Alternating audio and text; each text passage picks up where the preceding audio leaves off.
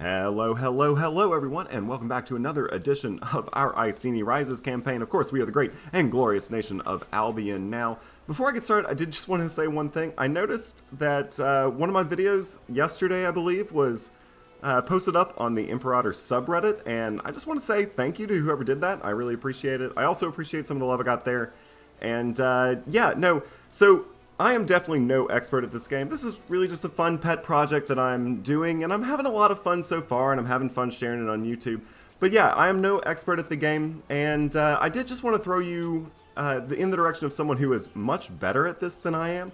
It's a YouTuber called Dan Is Stoned, and I have actually learned a ton from his Imperator Academy series. In fact, I'll try to remember to put a card up for him in the YouTube scape whenever I get around to uploading this video to YouTube. But I did just want to say thank you to Reddit. I really appreciated it. It was a fun little surprise to wake up to the other morning, so that was great.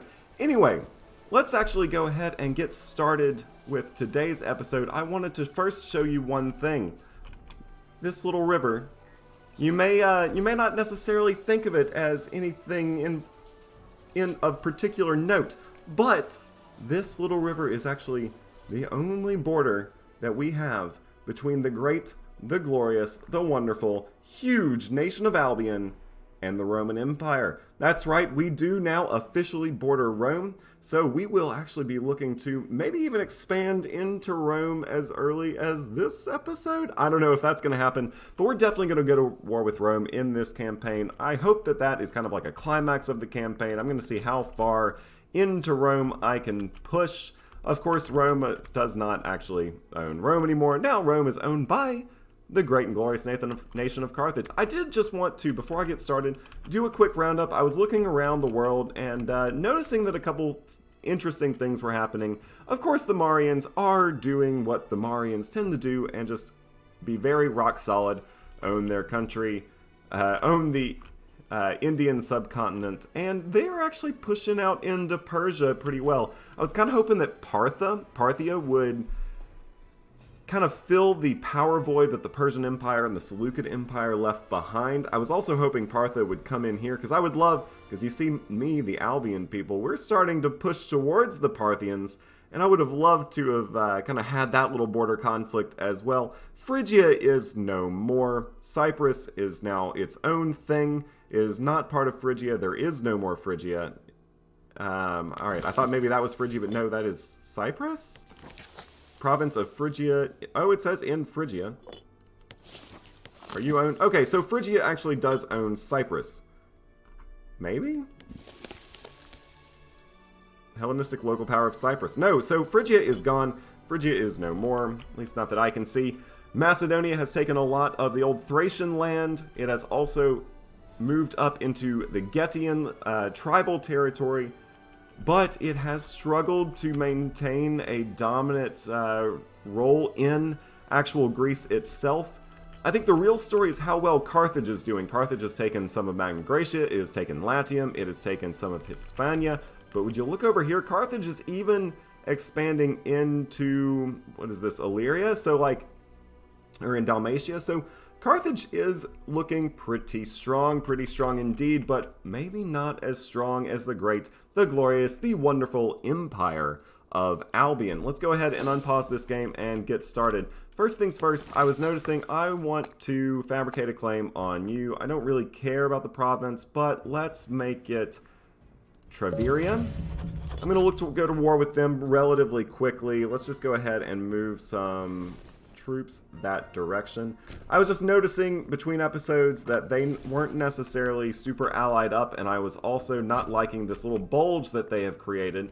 I would like to go ahead and even out these borders a little bit. At this point, I just don't want so much border gore. I know you're probably like, wait, what do you mean you don't want so much border gore? Look at your borders. You go all the way to modern day Russia.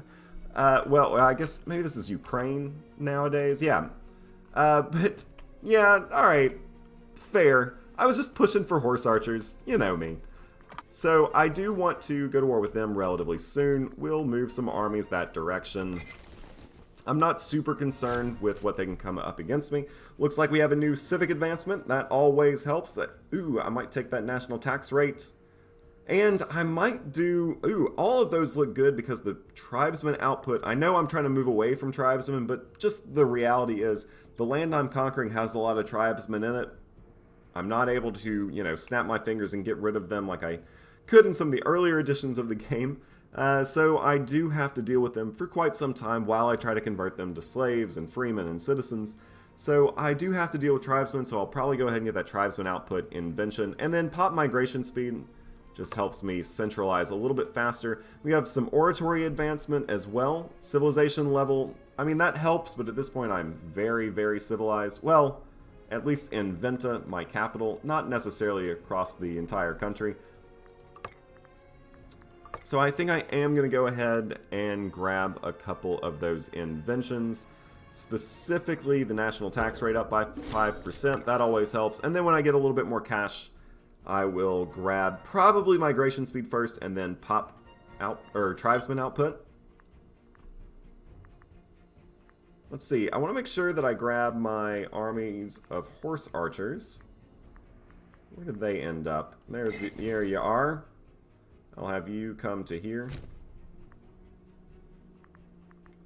And then these 35,000 men, that's actually a little too strong for the low supply area, so I think I'm going to split it in half. Give you a new commander. Let's see, someone nice and loyal. Ooh, my most loyal person. I don't want to put either of them in charge. I guess I could put you in charge, but you're losing loyalty every month. Plus, you're 72 years old. I don't know if you'd make it out on in the campaign. You now get an opportunity. You're only a 3-star general, but you get an opportunity to prove yourself.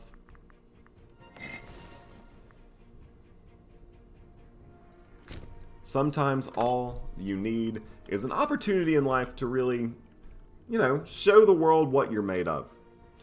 I don't necessarily think he's going to be super successful, but I'm sure a lot of people have said that about a lot of other people and been very, very surprised. Of course, we're not talking about real people, we're talking about little pops in a video game. But it's fun. Oh, looks like we have some barbarians. Let's check that out. Alright, so we built this fortress to deal with the barbarians. Unfortunately, it seems like the barbarians are happy to just go through whatever fortresses they run across. At least so far, that's been my experience.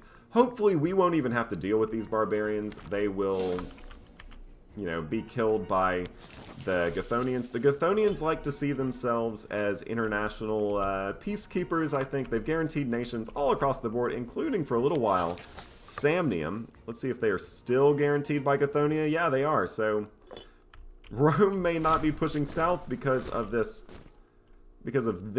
little barbarian kingdom in the north. And they are, of course, separated by hundreds of miles. Hundreds, if not 1,000 miles. Alright, we have the return of Lecterius. Many long years ago, Lecterius Sonorus was sent out into the world with an army of Bretonic soldiers under his command. Sadly, few stories were heard of Lecterius during his times away. Indeed, few even recognized him upon his appearance at the court. However, Lecterius assures us of the newfound tenacity of his resolve. Tales of deeds and misdeeds aside, Lecterius has returned in good spirits, and with a sizable quantity of wealth, we ought to be wary of his newfound standing amongst our own court. Okay, so, ooh! Alright, remember him, he was my son. I guess he still is my son. Just because he went away, we didn't disown him. We sent him out in the world to try to make a name for himself, and it looks like he went all the way down. I mean, by the picture, it looks like he took some Greek soldiers all the way down to, like, Babylon or something. But anyway, he has finally returned. Now, upon his departure, he was kind of worthless, to say the least. He wasn't exactly going to be a good heir, and probably not a great emperor. Let's see what he looks like now. Let's go and check out Lecterius. He's not our primary heir yet, although I believe once the game kind of resets for a little while, he will once again be our primary heir. And it looks like he gained 1 marshal, and that's about it. I don't really remember what his charisma and zeal were about. I think when he left he was a 3 marshal general, so he's alright. Let's go ahead and give him a wife, someone around his age. How old is he? He's 28. Let's look at someone. You're 28, you've got decent stats. I'll go with you. Gain some loyalty. Cool, cool, cool. Might as well just trade away some stuff. Make a little bit more money. I think we're doing fine on food everywhere. Oh, you were at war with Carthage. Well, that was a dumb move. And you're guaranteeing several other countries. You don't. You have one ally. Who is this? Who are you? Where are you from? Oh, so you're way out there, so I don't even have to worry about your ally. Yeah, I'm going to hopefully crush this country. They do have quite the treasury, though, so that's a little alarming. They could hire up mercs by the thousands, but we'll see. I'm feeling pretty good about where we are. How much money do they make per month? Alright, so 4.3. That's not terrible. I also am going to look to go to war over in kind of modern France in this episode. Maybe here. Have I already fabricated a claim here? I'll go ahead and fabricate another one to help my aggressive expansion. My aggressive expansion has been ticking down very quickly, which has been very useful. I've been able to, you know... Uh-oh. Looks like we can either lose 27 loyalty, gain 10 corruption, or lose 54 loyalty and imprison her. She is the governor of Vistula. It's okay. Her loyalty ticks up, so just for the sake of it, I'm just not going to imprison her. We can get another invention. Yeah, let's go ahead and do the pop migration speed. Sounds good to me. Let's also just kind of check at the civilization value over here. Alright, so we are getting much more civilized. The civilization omen seems to be really helping us out a lot. That's going to help increase our supply limit in some of these just far-flung territories to make it so that our armies can get down here. Maybe we'll think about going to war with like Clepia or Taras or the Heraclean Pontic. What? I would love to like push down and go to war with Macedon. How fun would that be? We started out as the Iceni tribe, and we finished the campaign by going to war against Macedon in Greece itself. I do like this game. It's a lot of fun. I'll trade away some livestock. Yeah, I'll be friends with Carthage. You seem to be... After all, they say the enemy of my enemy is my friend, and it seems like Rome and Carthage are enemies, and Carthage isn't expanding into Gaul, and Gaul is something that I want. I know I've been talking about like far-flung wars over here, but Gaul is something that I do want to lock down under my control eventually, hopefully soon. So I'm going to start kind of pushing that a little bit more here as we wrap up the final 100 years.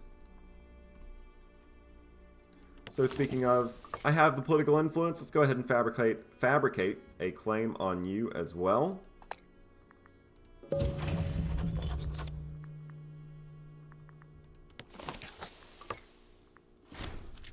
And fabricate a claim on you. Yeah, it'll be a small war.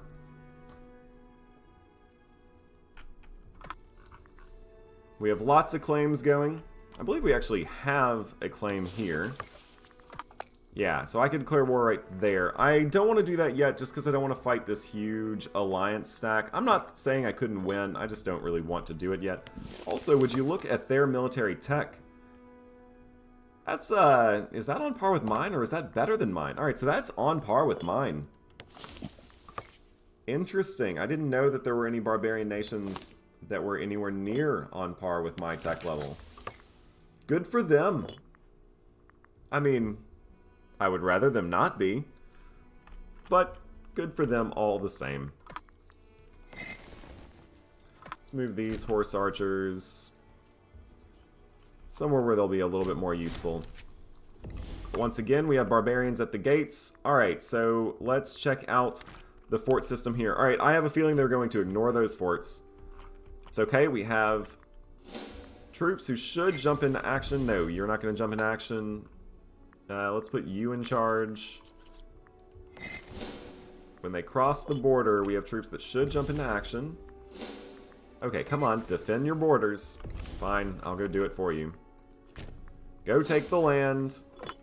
It was a mistake not building a fort, like, right there. Because they're just every so often going to come and... Well, I guess they don't actually destroy my civilization value unless they take this fort. Which is going to be difficult for them to take that fort before I can get an army to them. Especially since I have built all these roads.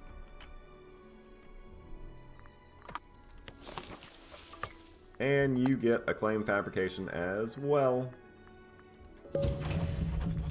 We're going to start to try to ramp up our conquest of Gaul. It was one of my original, you know, the reason I decided to make this jump from the island of Britannia to the mainland anyway was because I wanted all of Gaul for myself. I got a little preoccupied. I wanted to take Germany. I still wouldn't mind taking a bunch of this northern land. In fact, I kind of hate the fact that we're fighting on both sides, but more than anything, I want to push down into Gaul. Remove Rome from Gaul. They shouldn't be here. This is my territory. This is my land.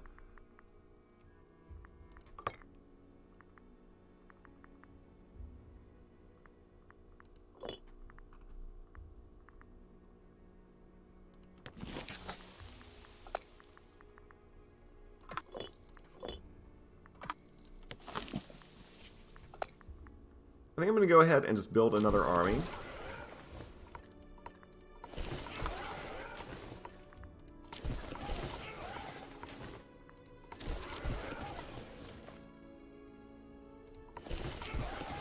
That, by my count, should be 20,000 men. We have 5 cohorts of archers, 5 cohorts of chariots, 5 cohorts of warriors, and then 5 cohorts of mounted skirmishers.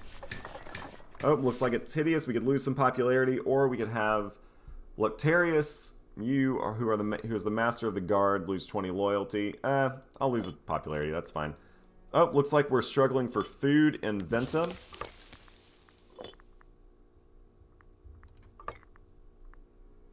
So, something we could do is we could halt one of these trade routes, or we could find a territory in Venta that produces, like, grain, for instance, in Icenia, not Venta. Venta's the city, Icenia is the province. Find a territory like you, who can take some more people. You have a farming settlement, and let's just move some slaves here.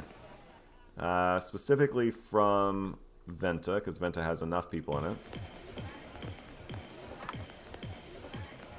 Alright, so I moved 9 slaves there. Now we should be producing an extra thing of grain, and now we're back in the green in Venta, and we're going to start to tick that up. At least until we pour another, 100 slaves into it from all of our conquests. Venta is a strong city. Take a look. 307. Wow. Alright, so we're actually above our pop capacity. So we have 307 pops out of 302 available. Looks like they, they just walked right by our fortress, unfortunately. But maybe you will actually defend your borders now? Go get them.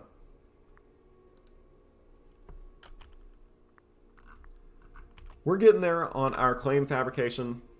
And then, well, who knows? We're gonna fight until we just run out of manpower. We'll fight in Eastern Gaul, we'll fight in Western Gaul.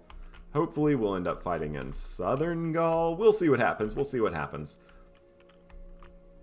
I don't think this, I mean, let's see, have they allied up with a bunch of people? No, still just that one tribe all the way in Hispania. Not worried about them.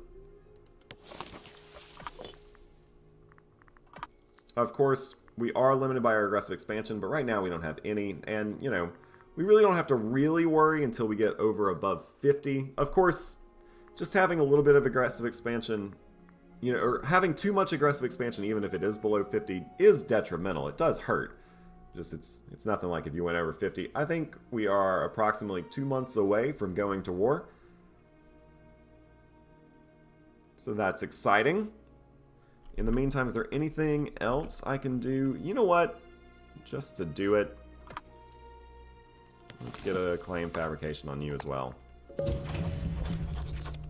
We've had a death of one of our magistrates. That's unfortunate, but not necessarily an uncommon occurrence these days. Claim has been fabricated. War has been declared. And our armies are pushing forward. Let's go. You can all just go straight on in. You know, I didn't even look at how many men that they have to oppose us. That probably would be something good to look at. 48 cohorts. Yeah, not worried about that. But they do have a ton of money. So, I mean, I wouldn't be surprised if they start hiring up a bunch of these mercenaries around here as well. I'm sure there are a bunch of mercenaries down in the south to come. But for now, it doesn't look like we are going to meet that much resistance. Gonna take a couple slaves and keep moving. Where are you moving? You're moving to whatever name of province that is. Bet I could catch you with my horse archers and then finish you off with this army. Yep, that's surely gonna work. In the meantime, we are taking slaves and capturing territory.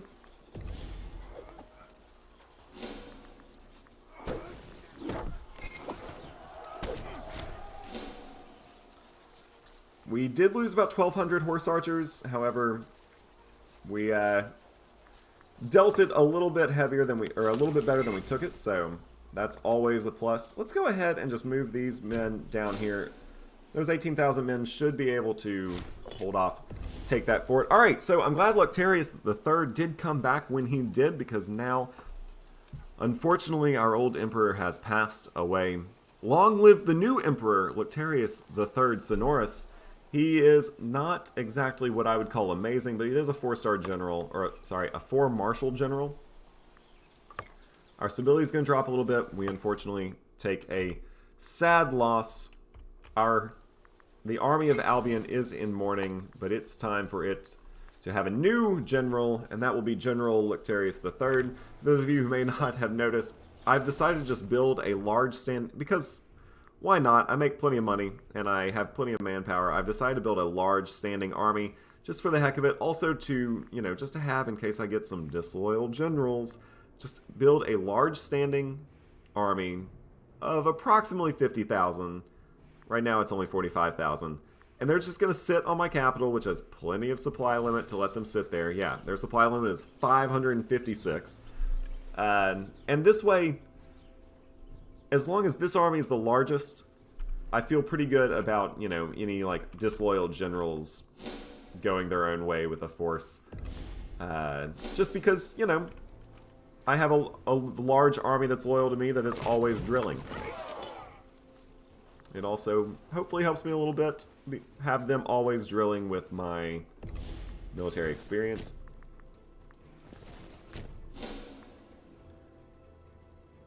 This might not actually be a victory for us unless we can get these 18,000 men there. We're going to take the river crossing, which isn't great. They seem to don't want to have the fight. We do have morale on our side. We also took to have a tactics bonus. So we have the tactics advantage. We're going to do a lot of damage. It actually looks like we might win that.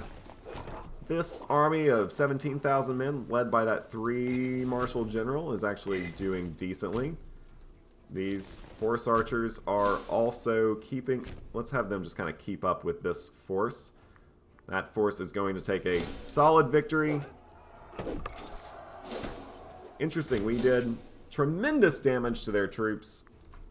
We were pushing their army. Yeah, they had no right to ever come back, or to come into Albion territory in the first place. We are going to push them out of Albion territory. We're going to go ahead and start sieging down, I believe, their one and only fortress.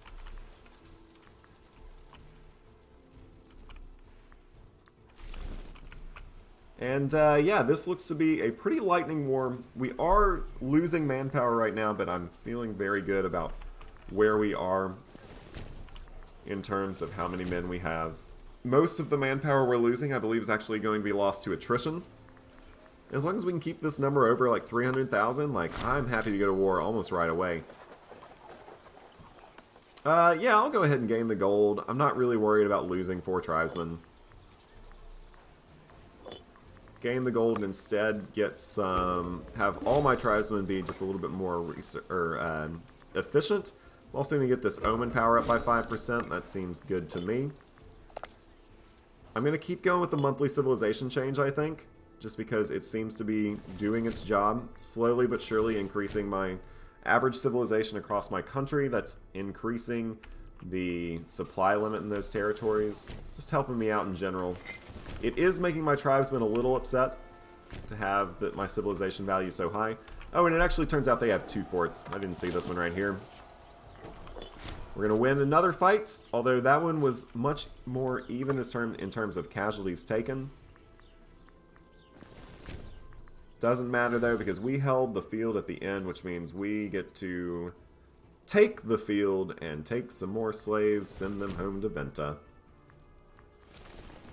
Venta is not only the most populous city on Earth right now, but it's also the most civilized, if nothing's changed at least. We have quite the little city. Unfortunately, even our horse archers are taking a lot of attrition. They're not used to fighting in the bitter cold Germanic woodlands. I guess this is... I mean, is that Germania or is that Gaul? I guess it's Gaul. Alright, they're going to move an army to try to relieve the siege of their capital. As soon as they are movement locked, I'm going to move my soldiers in as well. They're movement locked. 2 can play at this game. We can move our men in. 2, having these horse archers is going to be tremendously beneficial. Those horse archers who have that maneuver value of 5. I mean, you can check it out. With the maneuver value of 5, there we go. It can attack the square directly in front of it, as well as 5 on either side. So, like, this horse archer unit is not attacking in front of it because there's no unit there. It's not attacking there, but it is able to attack here, here, here, and here. Is that 5 spaces away? 1, 2, 3, 4, 5. So yeah, it can attack all the way to these javelin hurlers over here. It just gives me a huge advantage. Horse archers are great.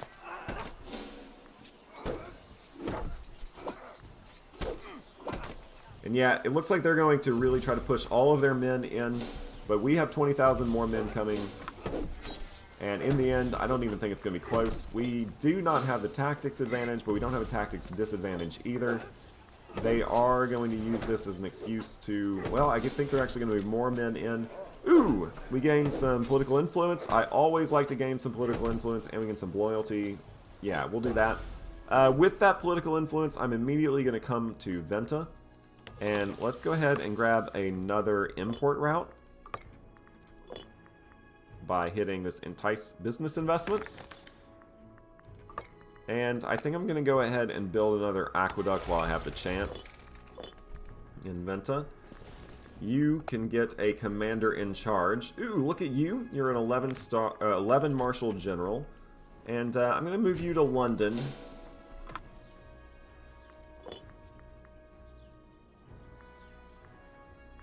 Oh, I guess I just recruited all those soldiers out of this province instead of recruiting them into that army, so they're recruiting a little slower than I wish they had, but looks like this claim has come through, so we will look to use it in the near future. But for now, let's go ahead and just make sure we tidy up. Let's clean up over here. Don't forget, we have to do our chores. We have to clean up while we still can. I am going to move some of these troops just out of this heavy attrition area. And we have a great victory, although we did lose a lot of men in the process.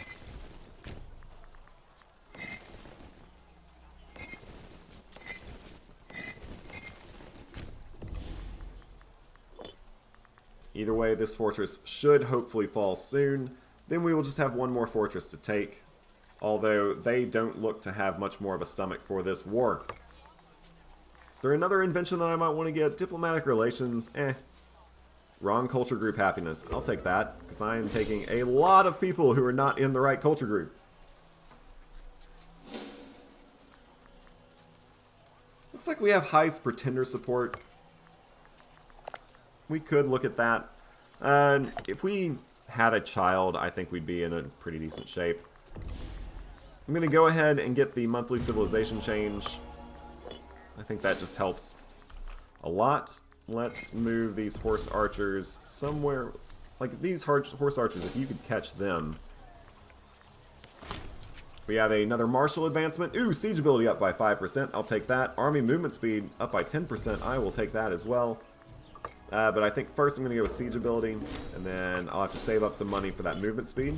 We have taken that siege. Well, would you look at that? The siege ability comes in handy right away.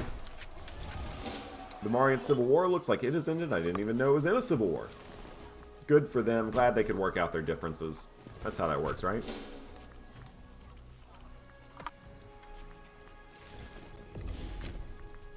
We have the Royal Tutor. We need a new one. You're good. What's the Royal Tutor do again? Oversees the education of the children of the ruler. Alright, well, I'll give it to you. Oh, sacrifice of the gods. Down by 20%. Eh.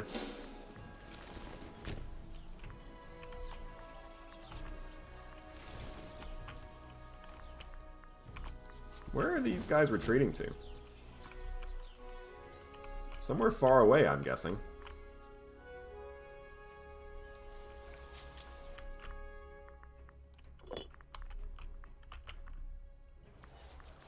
Well, I'll chase you out of Albion territory, but I don't necessarily want to chase you to the end of the earth.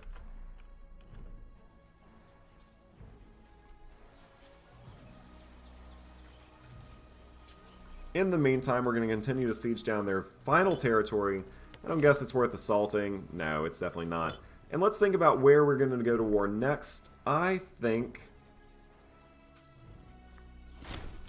Let's see. You are in...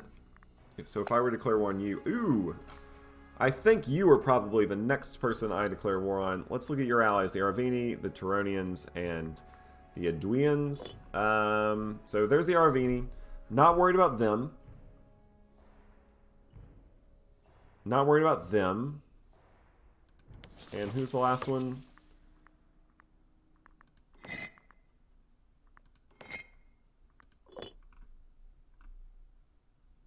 Who am I looking at? Where are you? The Arvini, the Turonians, and it was... Who again? Oh, I thought you were Rome. Oh, okay. Yeah, alright. Gosh, you want to talk about a color difference? I guess there's a border here. But those two countries, they look very similar to me.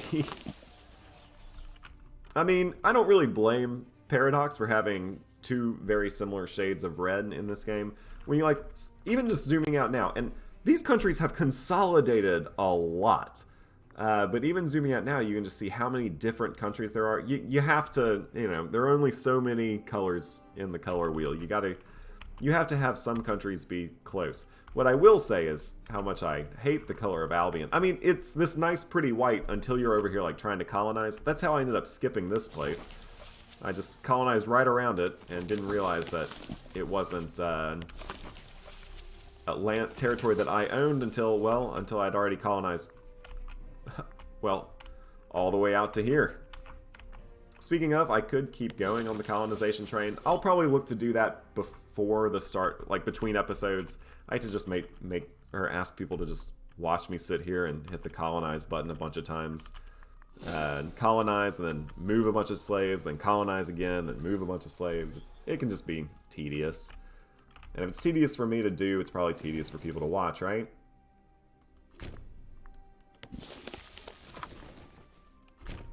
Yeah, it looks like they're just going to retreat off to the other end, to the ends of the world. We're going to take this last territory. Oop, the Velicasians. Is that you? If I were just to declare war on you right now. Alright, so you're part of that big, strong alliance block. So I'm going to wait on you. But I will go ahead and... You're also part of it. Okay, you see, this is another instance. I thought I had a longer border with them. Turns out I only border them this blue nation at least, briefly over here, as well as in with these two territories here. I'm still going to want to go to war with them, so I'm going to move you and you to there. You and you to there, and we'll do this like kind of pincer crush movement. Of course, we also have to worry about some of these armies as well. Let's just take a look at the armies we have here. So you have 77 cohorts, so you're not exactly anything to joke about. You have 23 cohorts, so that's not as impressive. And the Arborini have 33. So, I mean, there's still a sizable army to deal with here, but just I'm not super worried about it.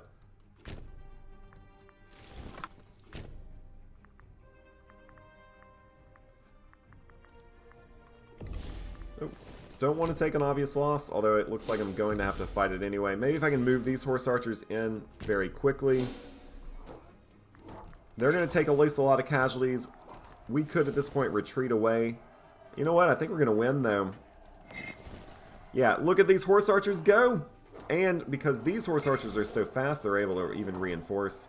And they, in the end, while it didn't look like we were going to actually win that, they really didn't even have a chance. And the numbers are going to be heavily one-sided.